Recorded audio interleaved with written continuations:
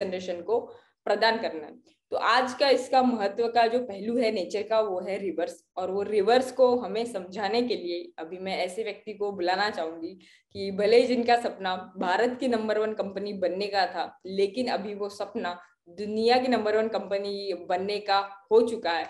और उसमें रिवर्स का क्या योगदान होगा, ये जानने के लिए अभी मैं बुलाना चाहूंगी हमारे एमसीएल के रचनाकार, सलाहकार और शिल्पकार डॉक्टर श्याम गोलब सर।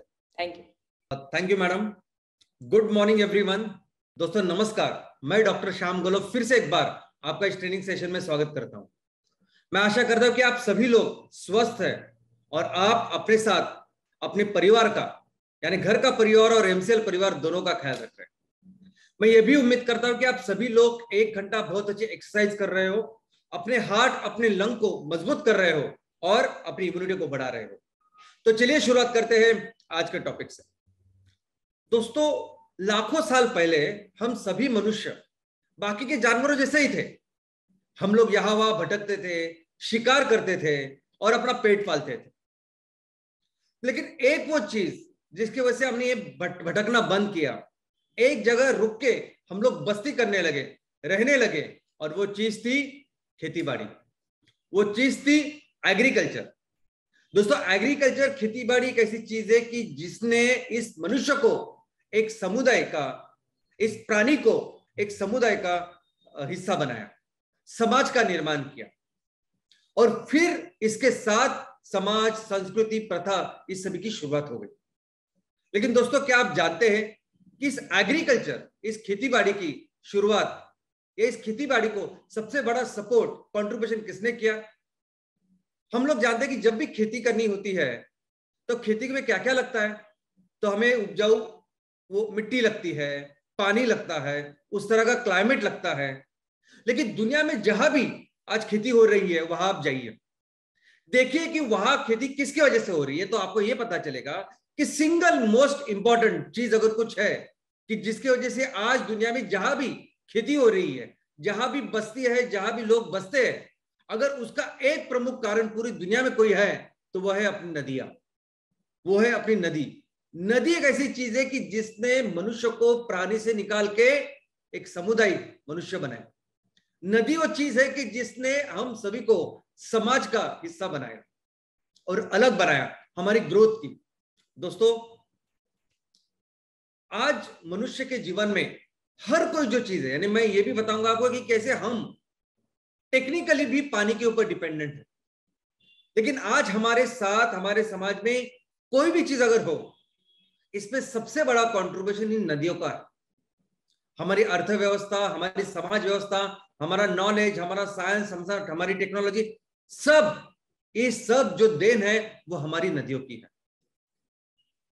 और नदी का अगर आप व्याख्या देखोगे तो नदी क्या है, तो नदी तो सिंपल हमारी इस पृथ्वी के ऊपर, पृथ्वी के सरफेस के ऊपर चलने वाला एक पानी का प्रवाह है। एक ऐसा पानी का प्रवाह जो शुरू होता है किसी झील के साथ, किसी झरने के साथ, किसी हिम पर्वत के साथ, और जाके मिलता है सागर को, जाके मिलता है किसी बड़ी झील को, तो उसे हम लोग कहते हैं नदी। लेकिन नदी ये कितनी कितनी हमारे पूरे इस इतिहास में नदी का क्या कंट्रीब्यूशन है, ये मैं आपको बताता हूं। दोस्तों, हमने देखा कि दुनिया में समाज और इसके सबकी शुरुआत लगभग 40,000 सालों से पहले हुई। उसके भी पहले हो सकते हैं, इसके ऊपर फिर से रिसर्च वगैरह अभी भी चालू ही है, कि कोई भी अभी तक ये कहा नहीं कि ये एक्चुअल डेट है कि जिससे हमारी समझ व्यवस्था की शुरुआत हुई है।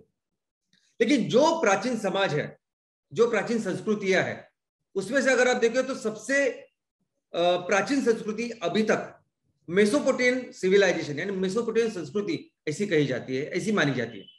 हालांकि अभी जो रिसेंट रिसर्च हुए हैं उसके अनुसार इस मेसोपोटामियन जो संस्कृति थी, जिसको हम अभी तक सबसे पहले संस्कृति माना करते थे, उससे भी बहुत पहले बाकी की संस्कृतियां हैं। अब ये मेसोपोटामियन संस्कृति यानी क्या, तो आज का जो ईरान, कुवैत, तुर्की, रशिया, ये सभी जो प्रदेश है, ये सभी जो देश है, वहां ये संस्कृति थी। लेकिन दोस्तों, ये संस्कृति भी एक नदी की वजह से थी, और वो नदी, उस नदी का नाम है टिग्रिस या यूफ्रेटस। दोस्तों, ये जो संस्कृति है, ये इस नदी की वजह से ही शुरुआत हुई, डेवलप हुई, और आज भी ये नदी कितने सारे प्रदेश को हरा भरा कर रही है। वैसे ही इजिप्ट की जो प्राचीन संस्कृति है, जब भी इजिप्ट के बारे में हम लोग सोचते हैं, उसके प्राचीन इतिहास के बारे में सोचते हैं, तो हमें ये दिखाई देता है, हमें दिखाई देता है कि ये बड़े बड़े स्कल्पचर, ये सब चीज दिखाई देते हैं, और हमें दिखाई देता है कि सूखा है, वहां रेगिस्तान है, और वहां कभी संस्कृति थी। लेकिन दोस्तों, वहां ओरिजिनली ऐसी एक नदी थी, घना जंगल था, कि जिसके वजह से ये पिरामिड तैयार हुए, जिसके वजह से बड़े बड़े स्कल्पचर, ये आकृतियां, ये प्रकृतियां तैयार हुई। दोस्तों, ये नदी थी नाइल। ये पूरी जो संस्कृति है इजिप्ट की, वो थी नाइल नदी की संस्कृति। और आज भी पूरी दुनिया की सबसे बड़ी नदियों में से एक नदी है नाइल नदी, और न जाने कितने सारे शहर उस नदी के किनारे पे बसे हैं। वैसे ही चाइनीज संस्कृति, चाइना की जो संस्कृति है, वो भी एक नदी की वजह से है, और उस नदी का नाम है येलो रिवर। तो चलिए, हमारे यहाँ अगर बात करते हैं, तो हमारी जो संस्कृति है, भारत की जो संस्कृति है, उस प्राचीन संस्कृति का तो नाम ही है सिंधु घाटी की संस्कृति। सिंधु नदी के घाट पर जिस संस्कृति की शुरुआत हुई, उसको कहते हैं सिंधु घाटी की सभ्यता, सिंधु घाटी की संस्कृति, इंडस वैली सिविलाइजेशन। और यही वो संस्कृति है जो आज के तारीख में देश बन चुकी है, भारत देश, पाकिस्तान और अफगानिस्तान। दोस्तों, इस नदी को, इंदुस को संस्कृत में सिंधु कहा गया है। पर्शियन इसे हिंदू कहते थे। और आपको सुन के ताज्जुब हुआ कि हमारा जो नाम है इंडिया, इस नदी को अंग्रेज लोग इंदुस कहते थे, और आप भी इंटरनेशनल लेवल में आज भी इसको इंदुस नदी करके ही बोला जाता है। हमारे जो देश का नाम है इंडिया, वो इस नदी से आया है। यहां तक के ये जो नदी है, इस नदी के 5 बड़ी बड़ी उप नदी है। अब ये भी अपने आप में बड़ी बड़ी नदियां है। ओके, झेलम, चेनाब, सतलज, रावी, और ये 5 नदियों से जो हरा भरा प्रदेश है, इस प्रदेश का नाम है पंजाब। तो पंजाब का अगर लिटिल मीनिंग आप देखोगे, तो पंजाब का अर्थ है ऐसा प्रदेश जो 5 नदियों से बना हुआ है। और इसीलिए पंजाब यहाँ भारत में भी है, पंजाब वहां पाकिस्तान में भी है। आज भी जैसे हमारे यहाँ भारत में गंगा महत्वपूर्ण है, गंगा सबसे इंपॉर्टेंट नदी है, वैसे ही पाकिस्तान के लिए, अगर पाकिस्तान का ब्रेड बटर, सब कुछ, अर्थव्यवस्था अगर किसी नदी के ऊपर डिपेंडेंट है, तो वो है ये सिंधु नदी।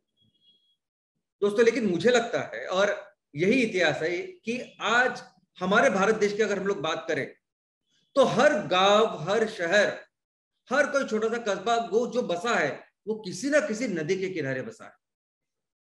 नदियां इतनी जरूरी है कि नदियां ही है कि जिन्होंने पूरी दुनिया में ये सिविलाइजेशन, अगर आप देखोगे तो इतिहास में इस मनुष्य प्राणी को लेके जो आज प्रदेश बने हैं, देश बने हैं, ये सभी जो बदल हुआ है, हर चीज में अगर किसी का कंट्रीब्यूशन है, तो वो नदी का है। वो हम विस्तार से देखेंगे, लेकिन ये नदियां है कि जिसने मनुष्य के दुनिया को बसाया है।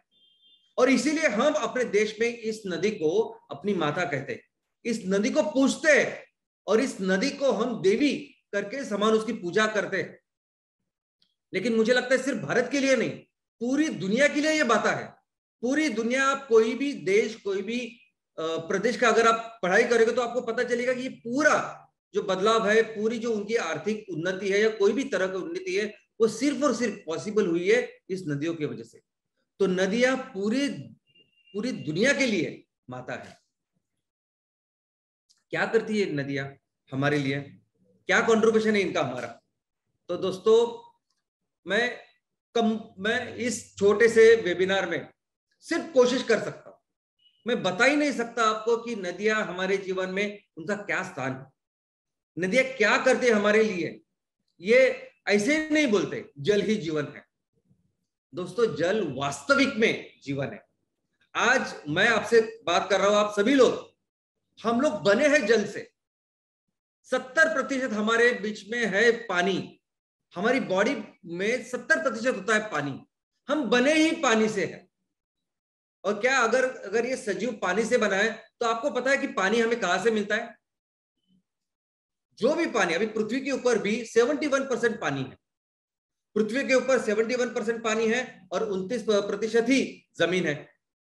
अब ये 71%, 71% जो पानी है, क्या वो हमें अवेलेबल है? नहीं, वो खारा है, उसमें सॉल्ट है, नमक है, तो वो हमारे लिए उपलब्ध नहीं है।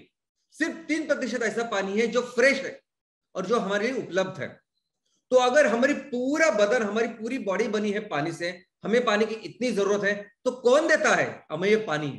तो ये पानी हमें देता, प्रदान करती है नदियां। ये पूरा 3% जो पानी है वो हमें पहुंचाती है नदियां।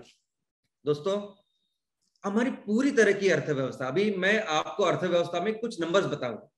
आप अगर पढ़ाई भी करोगे तो आपको टेक्निकली बात समझ में आएगी कि ये इंडस्ट्री है, इसको इतना पानी लगता है, वो इंडस्ट्री है, उसको बहुत ज्यादा पानी लगता है, ऐसा सब कुछ लगेगा आपको। लेकिन ये टेक्निकली चीजों से अगर आप पूरी एक समग्र कॉम्प्रिहेंसिव इसकी पढ़ाई करोगे और देखोगे तो लगभग हर चीज को लगता है पानी। और आज की तारीख में मनुष्य अगर मनुष्य को पानी अगर कोई प्रदान करता है तो वो है नदियां।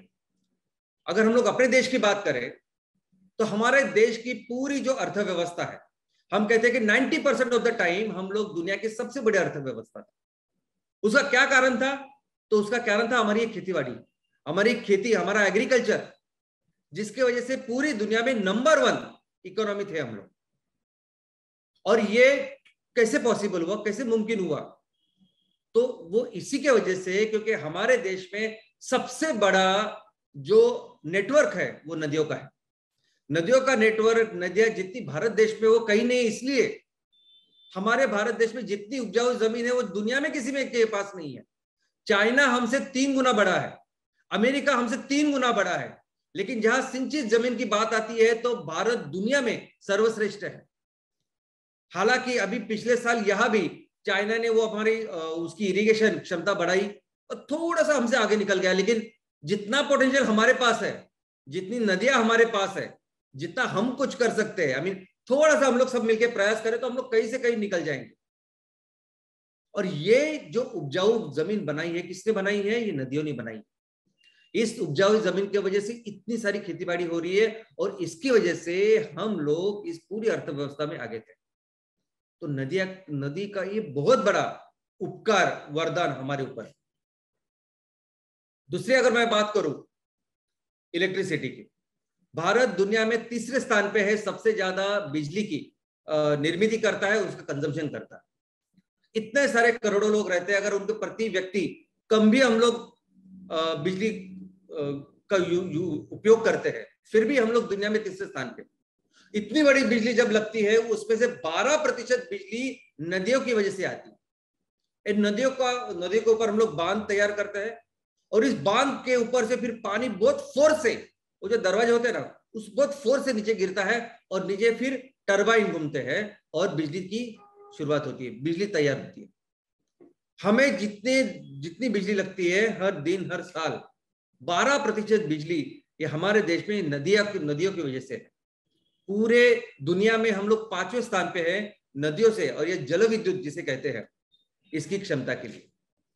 दोस्तों, इंडस्ट्रीज, अर्थव्यवस्था के जो भी अलग अलग सेक्टर्स है, इस अलग अलग सेक्टर में जो अलग अलग बिजनेसेस है, ऑलमोस्ट सभी बिजनेसेस डायरेक्टली इनडायरेक्टली नदियों के ऊपर डिपेंडेंट है।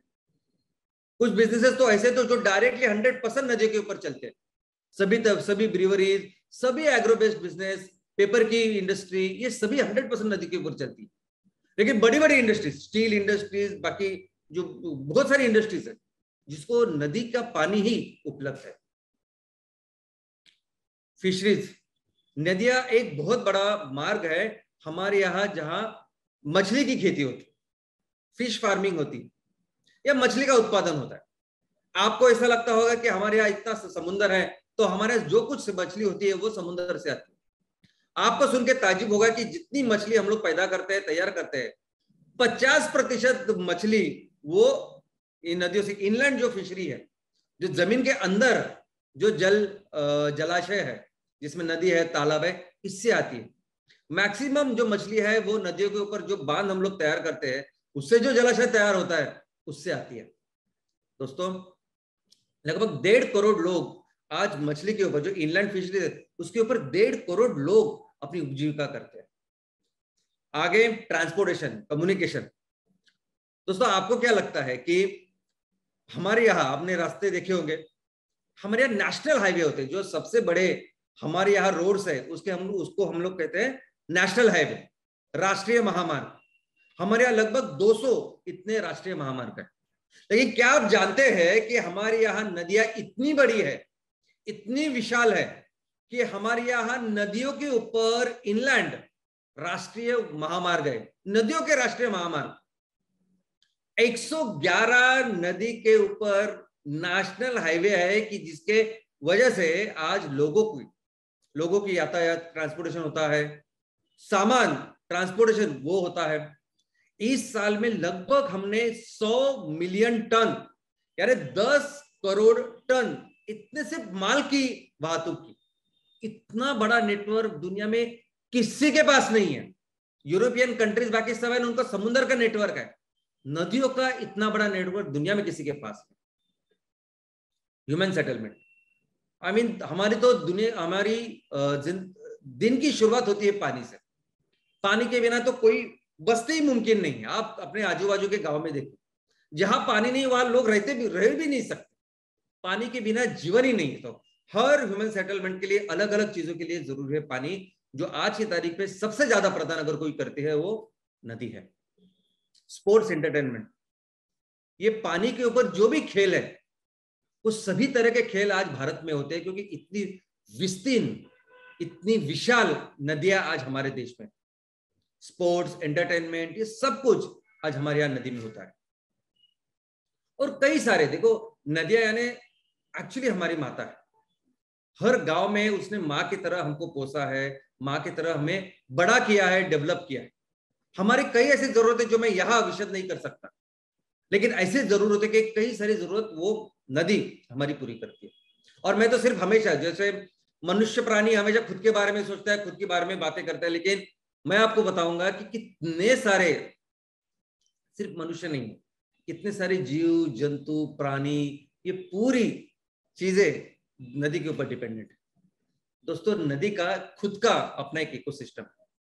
मैं आपको बोलूं कि देखो, एक अगर बड़ा पहाड़ भी, बड़ा पेड़ भी अगर आपने लिया, एक ये पेड़, एक सिंगल पेड़ कई सारे जीव की दुनिया होती है। एक सिंगल अगर आपने बड़ा पेड़ लिया ना, कई सारे जीव उस पे रहते हैं और उनके लिए वो पेड़ यानी उनकी पूरी दुनिया होती। तो सोचिए नदी क्या करती होगी। नदी भी अपने आप में एक पूरी दुनिया है। नदी अपने आप में कई सारे जीवों की दुनिया है, इतने सारे जीव। और जब नदी आती है ना, तो नदी अपने साथ सिर्फ वो नदी का जो प्रवाह, पानी का प्रवाह उसका मत समझिए आप। नदी पूरा ऐसा क्षेत्र प्रभावित करते हैं जिसे हम लोग नदी का बेसिन कहते हैं, जहां से वो छोटे छोटे पानी के झरने आते हैं और तब से ये आके वो इतना बड़ा प्रवाह तैयार होता है, वो नदी में रूपांतरित होता है। तो ये पूरी जो चीज है ना, यानी नदी, उसके काठी, और उस काठी के ऊपर जो माइक्रो ऑर्गेनिज्म, जो प्राणी, जो सजीव सब रहते हैं, वो सभी इस नदी के ऊपर डिपेंडेंट होते हैं। और हर चीज, यानी हर चीज अगर मैं आपको बताऊं कि कैसे सूक्ष्म जीव नदी के ऊपर डिपेंडेंट है, कैसे प्राइमरी कंज्यूमर नदी के ऊपर डिपेंडेंट है, कैसे हम लोग डिपेंडेंट है, तो वो बहुत बड़ा सब्जेक्ट है। दोस्तों नदी हमारे यहाँ ज्योग्राफी और जियोलॉजी डिफाइन करती है। ज्योग्राफी यानी भूगोल, हमारे यहाँ भूगोल जो भी है, मैक्सिमम उसका कंट्रीब्यूशन नदियों का है। आप नहीं समझ, वो एक अपने आप में बहुत बड़ा विषय। मैं सिंपल आपको बोलता हूँ, जियोलॉजी। अभी कैसे भारत में इतनी सारी नदियां हैं, कैसे भारत का प्रदेश दुनिया में सबसे उपजाऊ है, तो भारत ही नहीं, हर जगह ये नदियां कैसे एग्रीकल्चर को कंट्रीब्यूट करती है, तो मैं आपको बताता हूँ। ये नदियां जब बहती है, तो बहते के साथ उनके नीचे जो पत्थर होते हैं, पत्थर को घिस के वहां से वो मिट्टी निकालते हैं, और वो मिट्टी निकाल के अपने नदी के आजू जो काट पे जो प्रदेश है वहां डिपॉजिट करते हैं, और उस तरह से वो जमीन बनती है फर्टाइल जमीन। ये पानी का प्रवाह, नदी का प्रवाह जब अपने साथ आता है, तो मिट्टी के साथ कई सारे मिनरल्स, कई सारे जीव जंतु, माइक्रो ऑर्गेनिज्म लेके आता है, और उसके वजह से मिट्टी बनती है फर्टाइल। उसके वजह से वो प्रदेश बनता है फर्टाइल, सुपीक, उपजाऊ, और ये पूरी दुनिया शुरुआत होती है। तो बहुत बड़ा कंट्रीब्यूशन नदी का है। नदी बहुत अच्छा, ब्यूटीफुल, ऐसे अगर दुनिया में सबसे सुंदर जो जो जो सीन अगर आप देखोगे, जो जगह आप देखोगे, तो आप मैक्सिमम टाइम आप देखोगे कोई सुंदर नदी है और उसके आजू बाजू वो प्रदेश है। दोस्तों मिलियंस, करोड़ों जीव जंतु इस नदी के ऊपर डिपेंडेंट है। एक पूरा इकोसिस्टम है। हम सिर्फ मनुष्य के नहीं, मैं सिर्फ मनुष्य के बारे में हमेशा आपको बोलता हूं, हम लोग सिर्फ मनुष्य के बारे में सोचते हैं, लेकिन न जाने कितने सारे जीव इसके ऊपर डिपेंडेंट है। ये पूरे नदी के ऊपर एक छोटी सी फिल्म होती है, वो फिल्म से लेके कई सारे माइक्रो ऑर्गेनिज्म। अभी माइक्रो ऑर्गेनिज्म एक ऐसा टॉपिक है जो मुझे एक बार आपको लेना पड़ेगा और आपको बताना पड़ेगा कितने जरूरी है माइक्रो ऑर्गेनिज्म। ये हमारे जो बदन है, सिर्फ हमारा नहीं, हर सजीव का जो कार्य चलता है वो इस माइक्रो सूक्ष्म जीवों से चलता है। हमारे अंदर भी बहुत सारे करोड़ों सूक्ष्म जीव हैं। ये सभी सूक्ष्म जीव जो मिट्टी में रहते हैं, पानी में रहते हैं, इसको सपोर्ट करने जो व्यवस्था है वो है नदी। Primary producer, secondary producer, insects, vertebrates, ये सभी नदी के ऊपर डिपेंडेंट है। इनको जो खाना बनाने के लिए, कोई भी वनस्पति को खाना बनाने के लिए जो फोटोसिंथेसिस, जो प्रकाश लगता है, उसकी एक्चुअली बहुत अच्छी अरेंजमेंट करती है नदी। तो complete food chain, complete food web, जैसे हमारे जो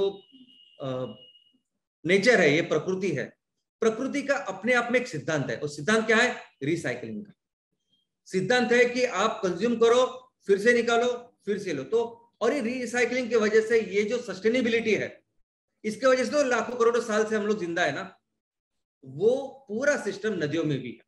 नदियां अपने आप में एक ऐसा इकोसिस्टम है कि जिसमें हर कोई चीज की रिसाइकलिंग की व्यवस्था है।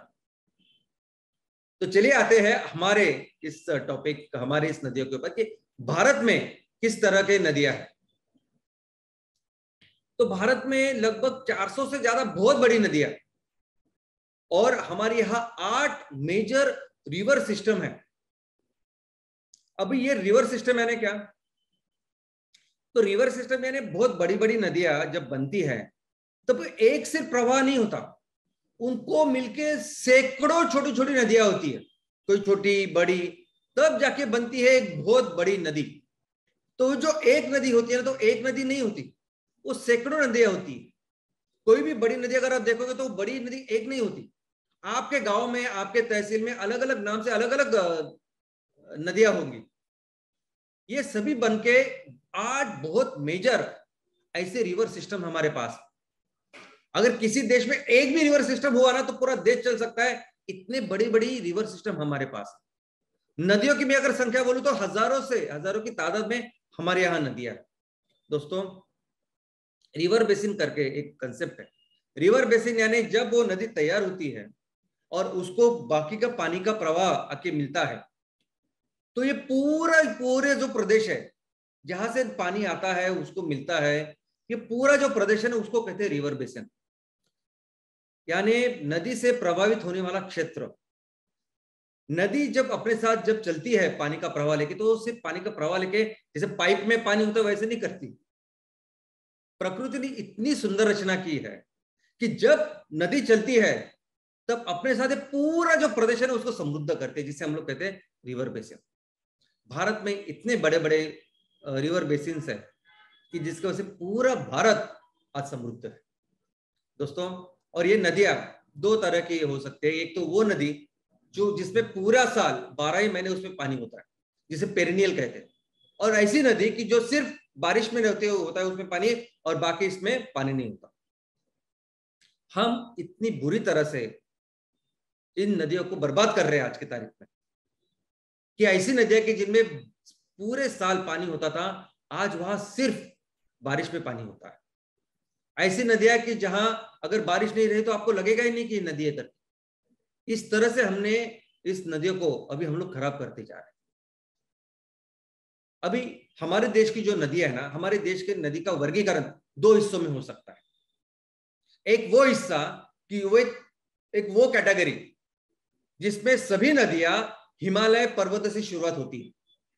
तो हिमालय पर्वत से शुरू होने वाली सभी नदियों को हम लोग कहेंगे हिमालयन रिवर सिस्टम।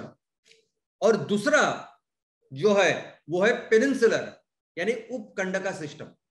तो भारत की जो नदियों का सिस्टम है दो इसमें हम लोग वर्गीकरण कर सकते हैं। एक तो हिमालय का नदियों का पूरा सिस्टम और उपखंड का। तो भारत का जो उपखंड है उसके एक उपखंड है और उसके बाजू में दो समंदर है, एक है अरेबियन समुद्र और दूसरा है बंगाल का उपसागर।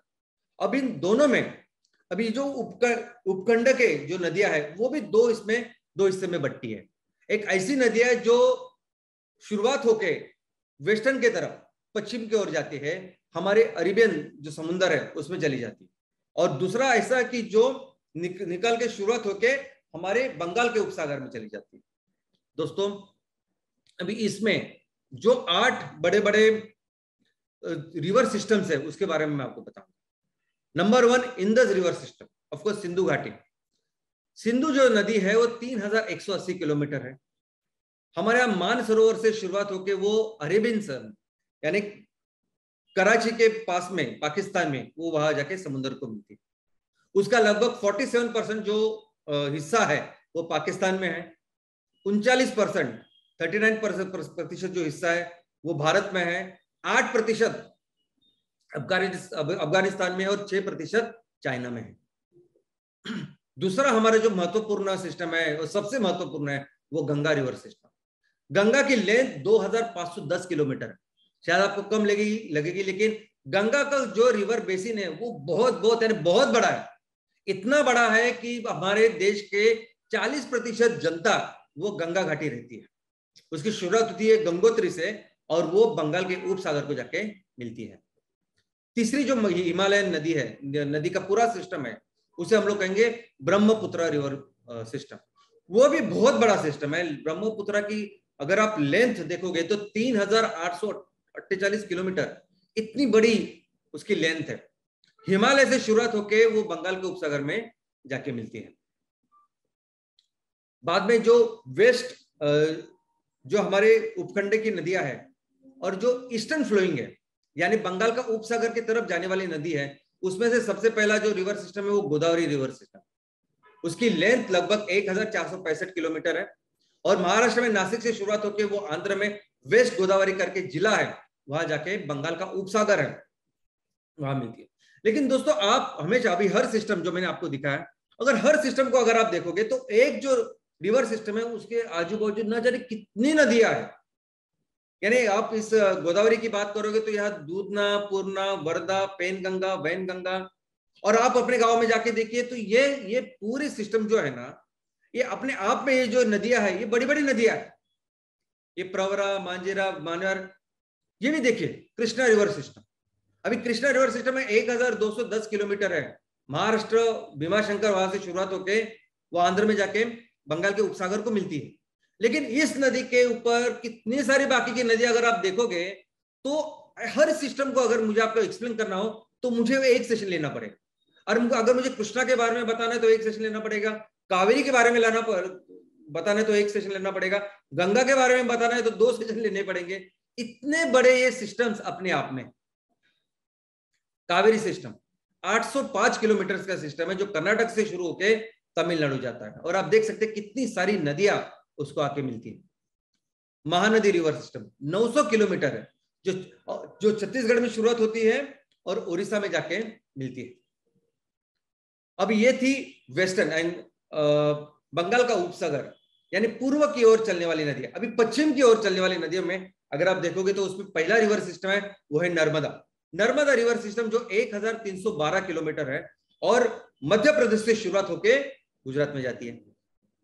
ताप्ती रिवर सिस्टम जो फिर से मध्य प्रदेश में शुरुआत होकर गुजरात में खंबात का जो घाट है, खंबात का जो प्रदेश है वहां जाती है। 724 किलोमीटर वो ट्रेवल करती है। तो ये सभी नदियों का जो सिस्टम है वो अपने आप में बहुत बड़ा बड़ा सिस्टम। मैं अगर आपको इसके बारे में फ्लो क्या उसके बारे में सभी कुछ बताऊं तो आप ये समझ सकते हैं कि भारत क्यों इतना समृद्ध है, क्यों भारत पूरी दुनिया में 90% ऑफ द टाइम सबसे बड़ी अर्थव्यवस्था था, और क्यों आज भी हमारे यहाँ पोटेंशियल है कि हम लोग बन सकते हैं। इतना बड़ा ये सब्जेक्ट है। सिर्फ रिवर के बारे में डिटेल में अगर मुझे बनना है तो मुझे कम से कम 6 महीने लगेंगे हर चीज के बारे में आपको बताने के। लेकिन चलिए हमारे इस टॉपिक के ऊपर को पढ़ते हैं कि कैसे फिर ये इतना इंपॉर्टेंट, इतनी अच्छी नदियां, आई मीन जिसकी वजह से हमारा पूरा जीवन है, हमारी संस्कृति, हमारी पूरी दुनिया है, आज उनकी क्या सिचुएशन है। तो दोस्तों मैं आपको पहली बात बताऊं कि ये नदियां जो है, हिंदू सब उनको देवी मानती है, उनकी पूजा करती है, ये सब हम सब जानते हैं। ऑलमोस्ट हर नदी को हमने अपने माता माना है और उनकी पूजा करते हैं। लेकिन ये बात सिर्फ हिंदू में नहीं है, अगर आप देखोगे तो इस्लाम में भी इन्होंने कहा कि ये नदी, ये पानी का हर कतरा कितना पवित्र है। सिर्फ इस्लाम में नहीं, क्रिश्चियनिटी में भी कहा गया है कि पानी, ये नदियां कितनी कितनी कितनी पवित्र है, कितनी जरूरतमंद है। लेकिन इसके बावजूद आज क्या है, आज ये है परिस्थिति कि हमारे यहाँ 351 ऐसी नदियां है बड़ी बड़ी कि जिसको central pollution control board CPCB इसने बहुत बहुत बहुत गंदा करके घोषित किया है।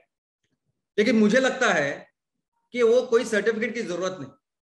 सेंट्रल पोल्यूशन कंट्रोल बोर्ड हो या अपने राज्य का कोई पोल्यूशन कंट्रोल बोर्ड हो, वो हमें प्रमाण पत्र देगा और फिर हमको पता चलेगा कि हमारी नदी कितनी साफ है या कितनी गंदी है। ये कुछ बताने की जरूरत नहीं। आप अपने गांव में, अपने तहसील में जो नदियां है, वहां जाके सिर्फ थोड़ा सा आप जरा वहां जाइए और देखिए क्या वो नदी, क्या उस नदी में कुछ फिश, कुछ प्राणी, कुछ है, कुछ सजीव है जिसको करोड़ों साल वो पालती आ रही है आज उसमें? क्या वो नदी ऐसी कि जिसका पानी आप पी सकते हो? पीने का तो छोड़ ही दीजिए, पीने का तो मुझे नहीं लगता कोई आप कंसिडर करते हो। क्या वो नदी में का एक्चुअली नहा सकते हैं? ऐसे ही आप देख के आपको पता चलेगा कि हमारी नदी कितनी अच्छी है और कितना हमने उसको गंदा करके रखा है। दोस्तों आज की परिस्थिति यह है, आज की वस्तुस्थिति यह है, स्टेटस है कि हमारी पूरे जो भारत के लोगों ने इस नदियों को एक ड्रेनेज, एक गटर बना के रखा है। जो भी कुछ गंदी चीज लगती है, जो भी कुछ रहता है, हम लोग उसको सिर्फ नदी में डालते रहते हैं। यानी एक तरफ हम लोग नदी को माता मानते, जो हमारी संस्कृति, जो हमारे पुरखों ने वही बताया कि बाबा उसकी पूजा करो, तो उनको क्या बोलना है कि बाबा वो इतनी महत्वपूर्ण है कि उसको माँ के समान उसकी पूजा करो। कितने फेस्टिवल्स है जिसके ऊपर हम वो नदियों के ऊपर डिपेंडेंट है। एक तरफ ये हमारे माँ बाप ने सिखाया है और दूसरी तरफ हम लोग क्या करते हैं, हम लोग जो भी कचरा है वो उस नदियों में डालते हैं। जैसे नदी नहीं, वो गटर जल रहा है और उसमें हम लोग अपना कुछ भी हो उसमें डालते रहते हैं। हर जगह, हर गांव में, अगर हर तहसील में अगर आप देखोगे ना, और सिटीज में, शहरों में, तो नदियां इतनी खराब हो चुकी है, ये आप बोल ही नहीं सकते ये नदियां करके। ये मीठी रिवर है। बॉम्बे में तो मीठी रिवर, यानी अगर आप उसको देखोगे तो आपको लगेगा नहीं कि नदी है कर, आपको लगेगा कोई बहुत बड़ा गटर है। और ये सिर्फ मुंबई की बात नहीं, दिल्ली में यमुना देखिए। हमारे यहाँ कोई भी गांव में, मैंने तो यहां तक देखा है कि जहां नगर पालिका है, बड़ी ग्राम पंचायत तो है, लेकिन नगर पालिका क्षेत्र, छोटी नगर पालिका हो या कोई भी, वहां नदी के बेसिन पे लोगों ने बिल्डिंग तैयार की।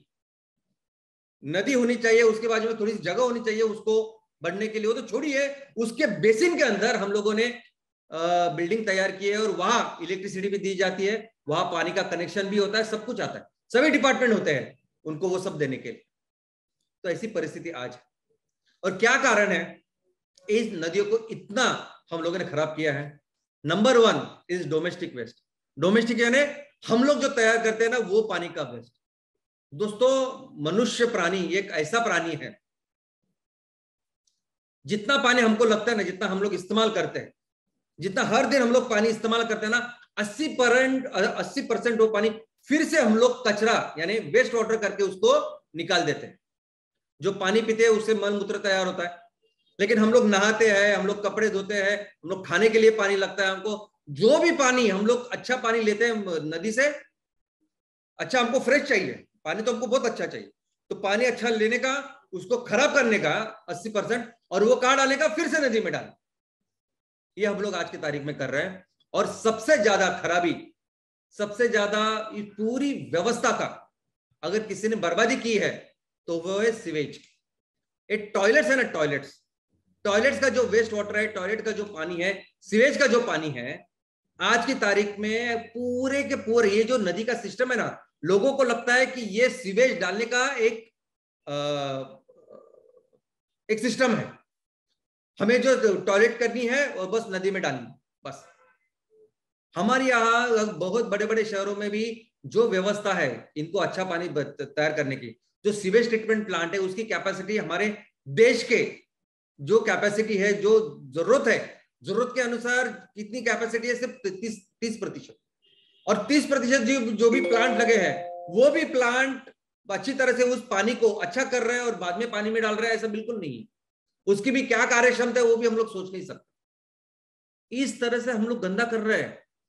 वो तो कुदरत की मेहरबानी है कि हर साल वो पानी आता है, बारिश बरसता है और ये सब साफ करता है, वही भगवान ही साफ करता है ये सब कुछ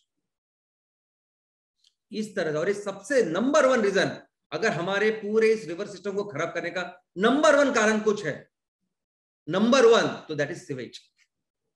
दूसरा ऑफ कोर्स ये, अब अगर आप गंगा के किनारे देखोगे तो 40% लोग रहते हैं और वैसे ही लगभग 33%, 1/3, 1/3 जो खराब पानी तैयार होता है ना, वो भी गंगा के घाटी तैयार होता है। दूसरा इंडस्ट्रीज वेस्ट वाटर। दोस्तों इंडस्ट्रीज भी इतनी बुरी तरह से ये काम कर रही है।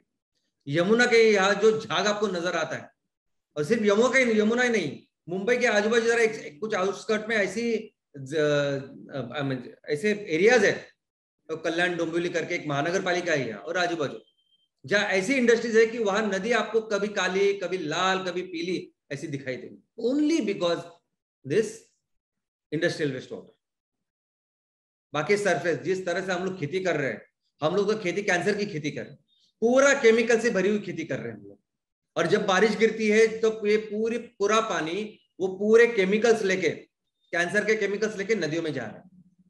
तो जो होना है वो, जो सिर्फ नदियों में नहीं, वो नीचे भी जा रहा है। हमारी जो वेल्स वगैरह है उसमें भी वो सब आता है, तालाब में भी आता है। तो ये सरफेस रन ऑफ भी एक बहुत इंपॉर्टेंट रीजन है। उसके बाद में तो गार्बेज डंपिंग, यानी डंपिंग का ना, आपके ग्राम पंचायत के, आपके नगर पालिका का गार्बेज, कचरा कहाँ डालना है, तो उसके लिए भी लोगों को लगता है बस नदी, और किधर डालेंगे। आप अपने शहरों में जाके देखिए, आपको पता चलेगा कि मैक्सिमम जगह पे जो डंप यार्ड है, मैक्सिमम जगह पे ये कचरे के जो पहाड़ नजर आएंगे आपको, वो नदी के किनारे नजर आएंगे, और ये सब कचरा सब नदी में जा रहा है। सैंड, रेती के लिए जो काम आज की तारीख में हो रहा है, जिस तरह से रेती के लिए उसका एक्सप्लॉयटेशन हो रहा है, हम लोगों ने नदियों को बर्बाद करके रखा है। रिचुअल राइट्स, धार्मिक विधि भी हमारे यहाँ इतनी है, एक हम पूजा विजा करते, सब कुछ करते हैं, लेकिन कुछ ऐसे लोग हैं, ऐसी जगह है कि जहां आज भी मरने के बाद वो जो शव होता है उसको नदी में डालते हैं, क्योंकि अगर वो नदी में जाएगा तो उसको मोक्ष प्राप्त होगा, ऐसे हमें लगता है। Oil and natural gas exploration, कि ऑयल और नेचुरल, आपको तो मालूम है दुनिया में सबसे ज्यादा बेचने वाली कोई वस्तु होगी, सबसे ज्यादा धंधा अगर किसी चीज का होता होगा तो वो तेल है। तो तेल के लिए तो हम लोग जरा भी देखते नहीं, नदी है आजू बाजू कुछ है, कुछ नहीं। अगर आपको लगता है तेल है तो बस जाओ घुसो और आजू बाजू को पूरा एरिया बर्बाद करो, नदी को वहां बर्बाद करो, ये सब चल रहा है। और कई सारे लोकल चीज है जहां हम लोगों ने, नदी हमको प्रोवाइड करते और उसको ही हम लोग खराब कर रहे हैं। तो दोस्तों अभी सभी चीजें का सोल्यूशन क्या है, कैसे करेंगे फिर? एक तरह से ये नदियां जिसने हमें जीवन प्रदान किया है, जिसकी वजह से पूरी दुनिया बसी है आज, और उसको हम लोग इस तरह से बर्बाद कर रहे हैं, खराब कर रहे हैं। क्या सोल्यूशन? तो ये सोल्यूशन के लिए मैं आपको 3 कहानियां बताऊंगा। सबसे पहले कहानी है एक प्रोजेक्ट की, नमामि गंगे। दोस्तों हमारे देश में गंगा सबसे बड़ी है। हमारे गंगा इतनी महत्वपूर्ण है कि वहां 40% हमारी जनता रहती है, 11 राज्यों से वो जाती है। तो ये गंगा जब भी खराब हो रही है, ये जो मसला है वो बहुत सालों से सरकार को लगता है कि इसको साफ करें। सबसे पहले गंगा के ऊपर गंगा एक्शन प्लान शुरुआत हुई 1985 में, 1985 में। तब पैसे कम थे और तब से लेके स्टेज 1 स्टेज 2 करके चालू है। लेकिन 2014 से एक बहुत बड़ा, दुनिया का सबसे बड़ा प्रोजेक्ट हमने तैयार किया। हमने संकल्प किया है कि हमारे गंगा को हम लोग साफ करेंगे। और दुनिया में किसी भी नदी के लिए साफ करने के लिए इतना पैसा नहीं रखा गया था जितना पैसा भारत सरकार ने रेज किया है। $3 बिलियन, 21,000 करोड़ कि हम लोग गंगा को साफ करेंगे। और ये कार्य में अगर आप देखोगे तो क्या क्या करते हैं, क्या क्या प्रोजेक्ट शामिल है, तो आपको साफ साफ नजर आएगा कि जो 21,000 करोड़ से भी ज्यादा भी लागत, मतलब ऑलमोस्ट 24,000 करोड़ है, उसमें से 90% जो फंड है वो सिर्फ सीवेज इंफ्रास्ट्रक्चर के लिए। यानी हम लोग जो टॉयलेट की वजह से, यानी सीवेज, ये टॉयलेट का पानी नंबर 1 रीजन है हमारी नदियों को खराब करने के लिए, उसके लिए आज हमने ये पूरा जो पैसा है वो हम लोग खर्च कर रहे हैं। और बाद में बचा हुआ जो 10% वो बाकी की चीजों की। और रिजल्ट 2014 में शुरू होके अभी आज इसको 8 साल हो गए। इसमें ऐसे था कि पहले इमीडिएट करने वाले कुछ काम थे, पहले 5 साल में कुछ उपलब्धियां थी और बाद में 10 साल के बाद कुछ उपलब्धियां थी। लेकिन जिस तरह से काम होना चाहिए था वो, जितना रिजल्ट आना चाहिए था वो नहीं आ रहा है। गवर्नमेंट पूरी अपनी मेहनत से ये काम कर रही है, एक पूरा डिपार्टमेंट, सभी लोग इसको एम्बिशियसली इसको काम कर रहे हैं, पूरी व्यवस्था इसके ऊपर काम कर रही है, फिर भी जितना चाहिए उतना रिजल्ट इतने सालों के बाद नहीं दिख रहा है। दूसरी कहानी मैं आपको बताऊंगा। दूसरी कहानी है अमेरिका से। दोस्तों, अमेरिका में ये नदियों का प्रदूषण इतना बढ़ गया था, इतना बढ़ गया था 1960s में। औद्योगिक क्रांति बहुत जोरों शोरों में थी, बहुत ज्यादा। और ये इंडस्ट्रीज क्या करती थी, जो भी कचरा आता था, जो बनता था, वो नदियों में डालती थी। तो वैसे ही अमेरिका में एक राज्य है क्लीवलैंड करके, और वहां एक नदी है, एक कुयोहोगा। कुयोहोगा जो नदी इतनी खराब हो गई थी कि अगर आप उसमें हाथ डालोगे तो आप देख रहे हैं कि हाथ कैसे होता था, कुछ भी डालोगे तो कैसे होता था, आपने देखा। यहां तक कि ये नदियां इतनी खराब थी कि इसको बार बार आग लगती थी। अभी इतनी खराब, इतना, यानी हम सोच नहीं सकते इतना पॉपुलेशन, इतना गंदा पॉपुलेशन वहां नदिया का हुआ था। और फिर वहां की सरकार ने भी बहुत कुछ किया। सरकार ने क्या किया, बहुत सारे तेज कायदे कानून लाए। सरकार ने वहां के जो महापौर, कुछ उन्हें स्ट्रिक्ट काम किया, अपनी पूरी मशीनरी लगा के वो काम किया, लेकिन फिर भी ये नहीं हो रहा था। लेकिन अल्टीमेटली 1969 में फिर शुरुआत हुई एक आंदोलन की। दोस्तों, लोगों ने फिर देखा कि नहीं, ये नहीं होना चाहिए। लोग जाग उठे, लोगों ने ये सब मुद्दा अपने हाथ में लिया और लोगों ने शुरुआत की। और यहां भी कुछ थोड़े से लोगों ने पहले शुरुआत की और बाद में पूरा जन आंदोलन हो गया। ये जो नदी अभी अमेरिका, जब जैसे आज सबसे अमीर देश है, वैसे तब भी था। जितना पैसा अगर उनको चाहिए था वो उनके पास पैसा था, मशीनरी थी, सब सब सब सब था, फिर भी कुछ नहीं हो रहा था। लोगों ने आके जब इसको इंटरवेंशन किया, लोगों ने आके जब एक काम हाथ में लिया, तब दोस्तों ये नदी ऐसी बन गई। आज की तारीख में अगर वो नदी देखोगे तो ये नदी, ये वही नदी है, कुयोहोगा नदी। क्या आप सोच सकते हैं सॉल्यूशन क्या है? आज की तारीख में तो वहां अमेरिका, यूरोप में ये संस्कृति बन चुकी है, कल्चर बन चुका है कि नदियों को साफ ही रखना है, ये हमारी जिम्मेदारी है। कोई भी नागरिक हो तो कोई भी वो कचरा नदी में डाल ही नहीं सकता, कायदे कानून की जरूरत नहीं वहां। अरे हमारे यहाँ राजस्थान में भी देखिए ना, हमारे यहाँ राजस्थान में भी कितनी अच्छी संस्कृति है। राजस्थान में कोई पेड़ होगा ना तो पेड़ को हम अपने घर का सदस्य समझते हैं। राजस्थान में अगर कोई जानवर हो तो उसको हम लोग अपने घर का सदस्य समझते हैं। यूं ही नहीं, सलमान खान साहब को सबसे ज्यादा कार्यकाल 1 महीना रहना पड़ा जेल में, जब उन्होंने वो चिंगारा की शिकार की। बाकी के जो भी चीज थे उसमें इतना देर वो रहे नहीं, ऐसा समझते हैं। लेकिन एक बात वहां उन्होंने राजस्थान में की और उनको वो भुगतना पड़ा। तो इसको कहते हैं कल्चर, और भारत में भी हम लोग कर सकते हैं। दोस्तों, यहां वहां अमेरिका, यूरोप में ये कल्चर बन गया, लोग जाके इसको साफ करते, जो भी अगर कुछ है, और पहले तो करते ही नहीं और इसको साफ करते हैं। और वहां ये सभी जो नदियां है ना, नदियों के काट अभी प्रेक्षणीय जो टूरिस्ट पॉइंट बन गए।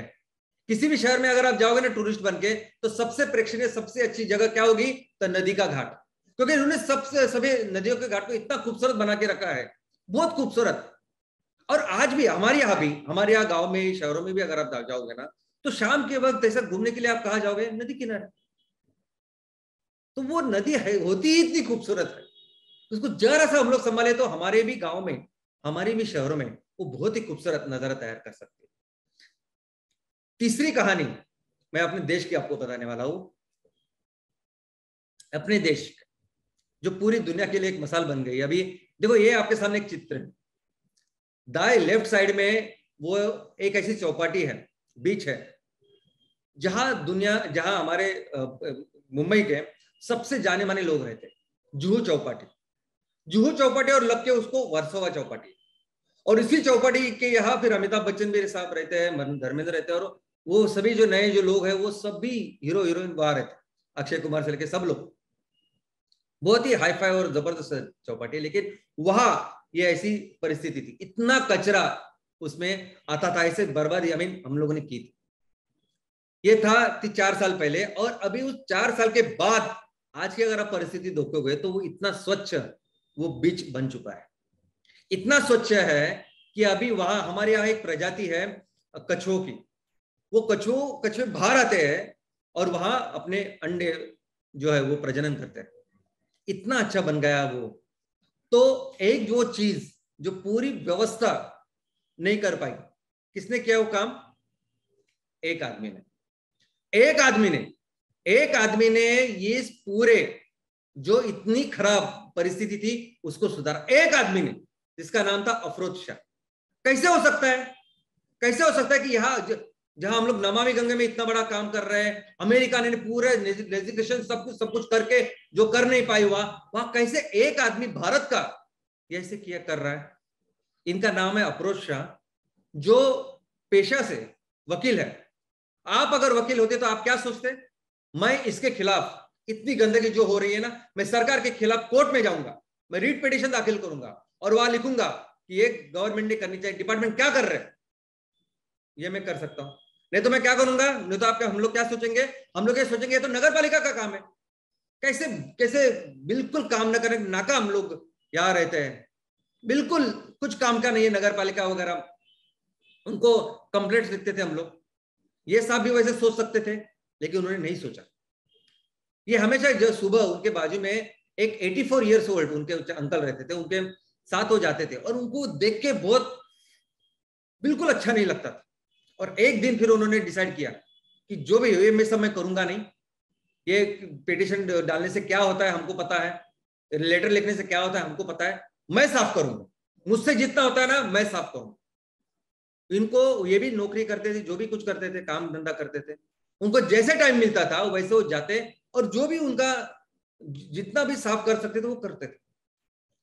6, 7, 8 हफ्ते हो गए ये अकेले जाते थे और ये करते थे। अकेला आदमी ऐसा सब करता था।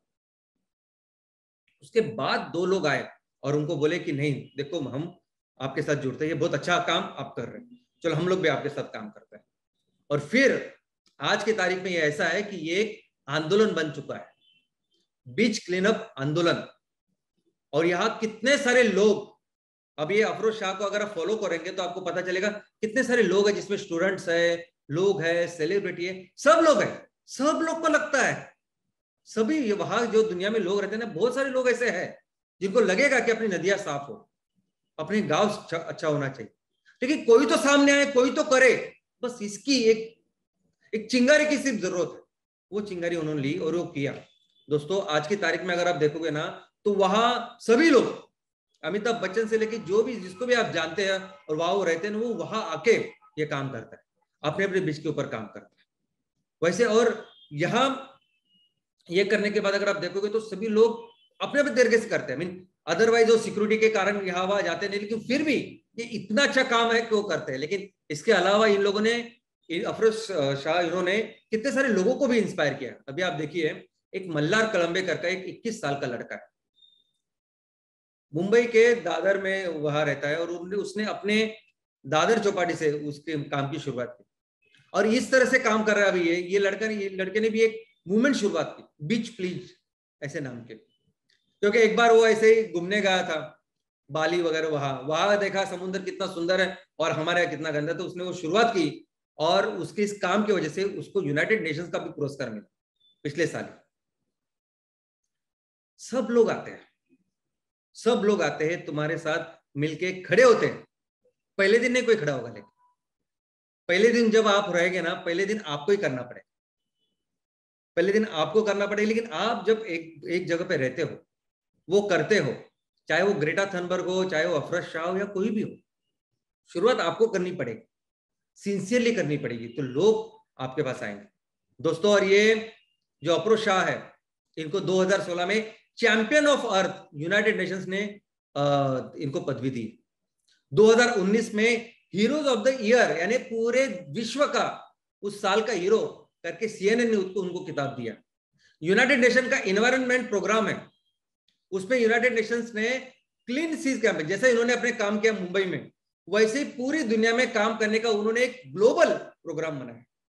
तो सोचिए एक आदमी क्या कर सकता है, तो कौन करेगा फिर? कौन हमारी यहाँ ये जो हमारी माता है, ये जो देवियां है, इनका ख्याल कौन रखेगा?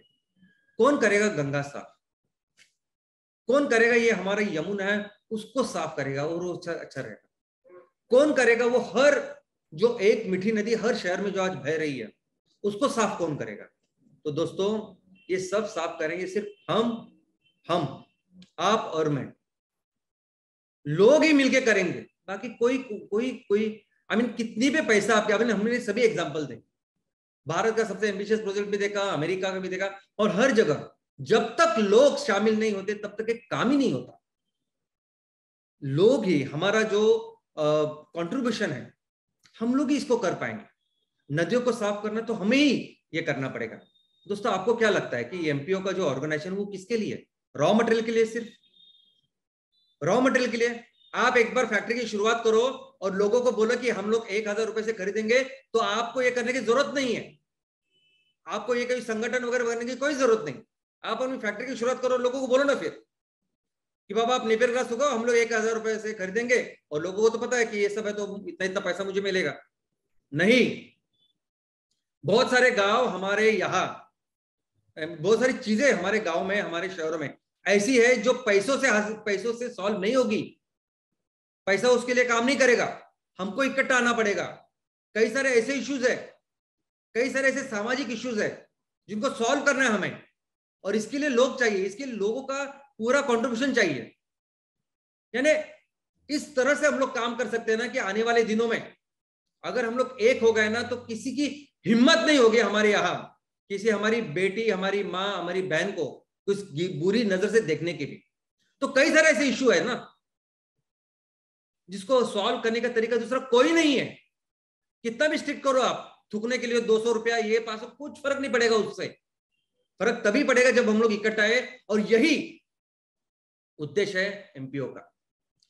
जब हम लोग सोच रहे हैं कि हमारे तहसील को हम लोग सुजलाम सुफलाम बनाना चाहते हैं, तो इसका मतलब क्या? इसका मतलब सिर्फ आर्थिक उन्नति नहीं है। वो लोग तो कर रहे हैं एनजीओ करके, अफरोज शाह साहब ने किया वो एनजीओ करके, बाकी के लोग कर रहे हैं एनजीओ करके, हम लोग तो प्रॉपर बिजनेस कर रहे हैं। तो बिजनेस तो है उसका, बाकी सभी लाभ सबको है, लेकिन हमारा उद्देश्य बिजनेस से बहुत आगे है। हम लोग चाहते हैं कि हमारा देश, हमारा तहसील इस तरह से समृद्ध हो कि कोई भी पानी का जो स्रोत है वो खराब ना होने पाए।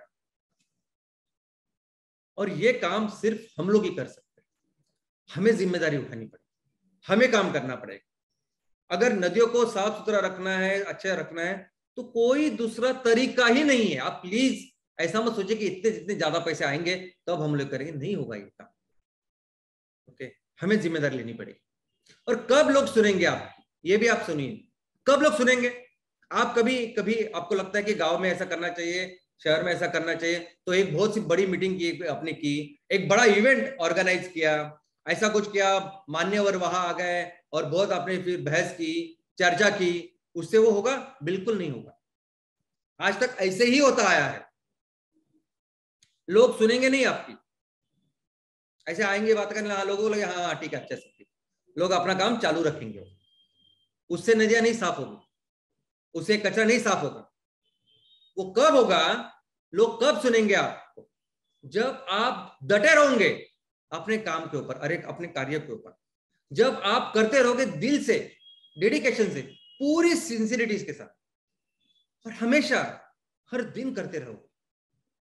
और उसका बहुत अच्छा तरीका अगर कुछ है तो वो है सैटरडे सेशंस। दोस्तों सैटरडे सेशन जैसी कोई चीज ही नहीं है, मैं आपको बोलता हूं।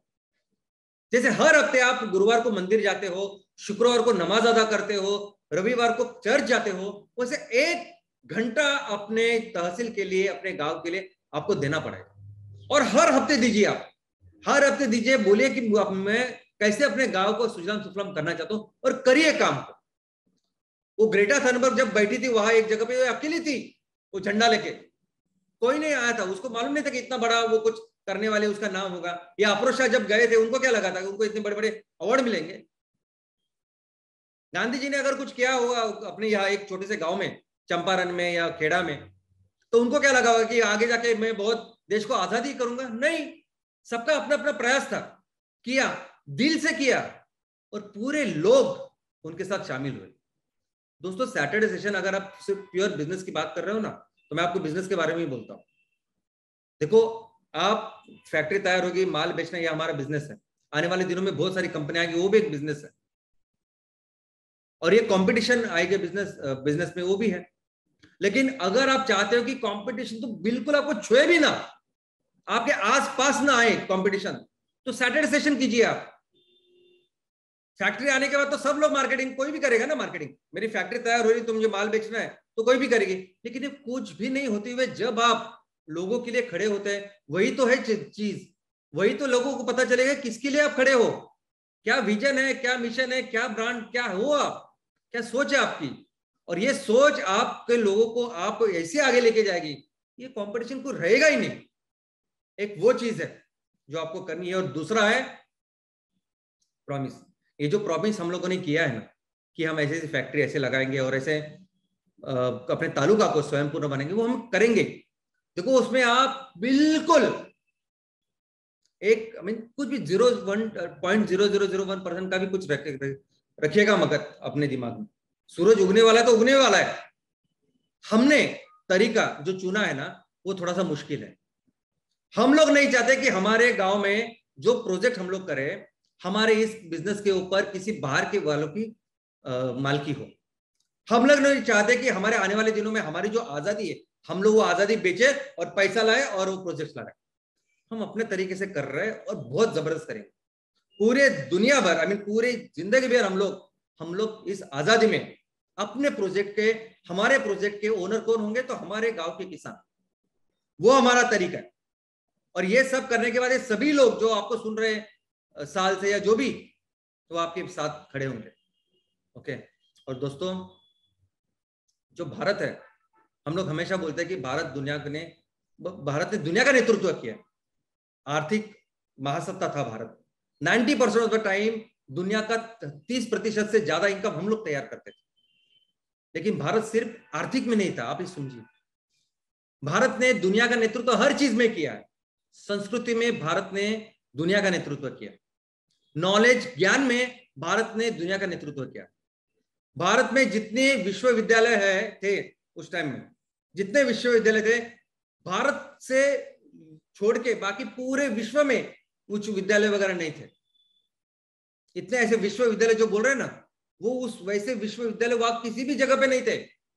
लोग हजारों किलोमीटर प्रवास करके, ट्रैवल करके भारत में आते थे सीखने के लिए, पढ़ने के लिए। इजिप्ट, तो इजिप्ट की संस्कृति हो, मेसोपोटामियन हो, चाइनीज संस्कृति हो, वहां के लोग भारत में आके पढ़ते थे। ये हमारे संस्कृति के बारे में हमारे जितना भी उन्होंने जो लिख के लिया ना, उससे हम लोग अभी सीख रहे हैं, हमको पता चल रहा है। जो अभी 18वां शतक, 19वां शतक में जो कुछ खोजे हुई है, जो इन्वेंशंस हुए हैं, वो उनके बारे में पूरा वो वेदों में हमारे यहाँ संदर्भ है। वेद जानते थे, यानी सिर्फ पढ़ाई के नहीं, लेकिन साइंस एंड टेक्नोलॉजी में हम लोग बहुत आगे थे। हमारे यहाँ जितने शाखाएं थी नॉलेज की, वो विश्व में कहीं नहीं थी। इतनी शाखा, इतना स्पेशलाइजेशन था हमारे यहाँ भारत में। ये सब जो लिख रखा है ना, चाइना के लोगों ने और इनको उन्होंने लिखे रहा, हमको पता चल रहा है। अंग्रेजों ने सब कुछ, वो जो भी लिखा था वो पूरा जला दिया है, रखा ही नहीं कुछ, ये समझने के लिए कि हम लोग किसकी धरोहर है। हम लोग आज भी कर सकते हैं, वैसे ही करना है।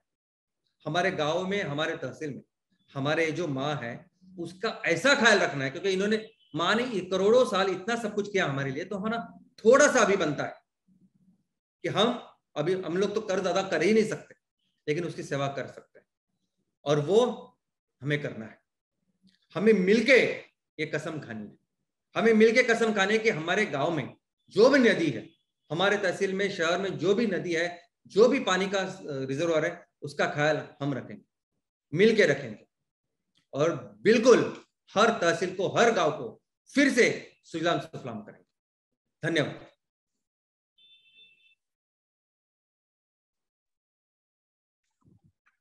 जी हाँ श्याम सर, सही कहा आपने कि हम सब मिलके हमारी माता, हमारी गांव की नदियां, हमारी देश की नदियां को हम साफ सुथरा रखने की कसम खाते हैं।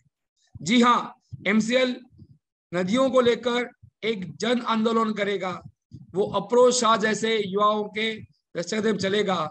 ये आपका थॉट आज एक क्रांतिकारी थॉट है, और आज सब सुनने वाले एमसीएल इंडिया परिवार ने इसको बहुत ही दिल से सुना है।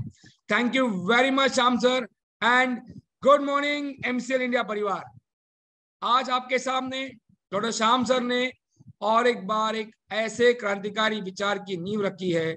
वो नींव शायद, देखिए इसको गौर से सोचिए, ये केवल नदी को क्लीन नहीं करेगा, ये एक इकोसिस्टम को क्लीन करेगा। जिस इकोलॉजी की बात श्याम सर कहते हैं, इकोलॉजी डिपेंडेंट इकोनॉमिक्स, इस बात को वो कहते हैं, उन्होंने क्लियर कहा है कि हम कोई एनजीओ नहीं चला रहे, हम एंटरप्रेन्योर्स है, और हम एंटरप्रेन्योर्स इस इकोलॉजी इकोनॉमिक्स को करेंगे। तो जब हम नदी को साफ करेंगे अपने दम पे, अपनी ताकत से, एक एक बूंद सागर बनता है, वैसे दो दो हाथों से ऐसे करोड़ों हाथ बनेंगे, और नदी को, उसकी इकोसिस्टम को क्लीन रखेंगे, तो उसके पानी से अपने आप हमारे बच्चों का और हमारे आने वाली पीढ़ी का भविष्य हो जाएगा। Thank you very much Shyam sir कि आपने इस आंदोलन की नींव को आज बहुत ही स्ट्रांगली रखा है, और शायद एमसीएल इंडिया परिवार आपको वादा करता है कि हम इसको पूरा करेंगे। हमारी जो प्राइम पीडीएस की टीम है, उनकी तरफ से, राहुल सर की तरफ से चली जल ही जीवन है प्रोजेक्ट का भी काम आपसे ही प्रेरणा लेके शुरू हो चुका है, और इसलिए आज का ये थॉट कहीं ना कहीं दिल को चैलेंज करने वाला, छूने वाला और हमें प्रेरित करने वाला था। Yes, out of the comfort, अब लोग कंफर्ट जोन से निकलते हैं तो क्या तरक्की कर सकते हैं। ये जो स्टोरी आज फेडेक्स की प्राची ने सुनाई, वो स्टोरी का और आज के श्याम सर के प्रेजेंटेशन का एक बहुत बड़ा परिणाम पूरी एमसीएल इंडिया पे होगा, और हम अपनी नदियां जिनको माता कहते हैं, इनको हम क्लीन करके रहेंगे। आज 1 अप्रैल उड़ीसा राज्य का स्थापना दिन, तो सारे ओडिशा एमसीएल परिवार को हम हमारी तरफ से शुभकामनाएं देते हैं, और हम आप सबका शुक्रिया अदा करते हैं। हमारे सारे MVP owners, MP owners, MBS, हमारे BDS, senior BDS, prime BDS, and all the stake holders of MCL, thank you so much. आप इस श्याम सर की विचारधारा को गांव गांव में पहुंच के अपने आजू बाजू में जहां पे भी नदी नाले हो, उनको साफ सुथरा करने की मुहिम को एमबीपी के और एमपीओ के माध्यम से शुरू कर देंगे, ये वादा करते हुए हम आप सबको बहुत बहुत बहुत बहुत शुभेच्छा देते हैं। Thank you very much. Yes, Shyam sir की बातों को सुनकर ही हमारे दिल से आवाज आती है कि हम सबको, आपको, हमको, इस देश के नागरिक को, इस देश की नदियों का वास्ता है, और एमसीएल ही सुजलाम सुफलाम विश्व का रास्ता है। Thank you very much. जय हिंद, जय एमसीएल।